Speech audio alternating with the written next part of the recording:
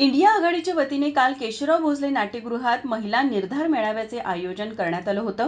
सामाजिक न्याय टिकवून ठेवण्यासाठी शाहू फुले आंबेडकरांचा विचार जोपासण्यासाठी कोल्हापूरला नवीन नेतृत्व देण्यासाठी महाविकास आघाडीचे काँग्रेसचे उमेदवार श्रीमंत शाहू छत्रपती महाराज यांना साथ द्या, आता नाही तर पुन्हा नाही, असे आवाहन यावेळी निर्धार मेळाव्यात करण्यात आलं.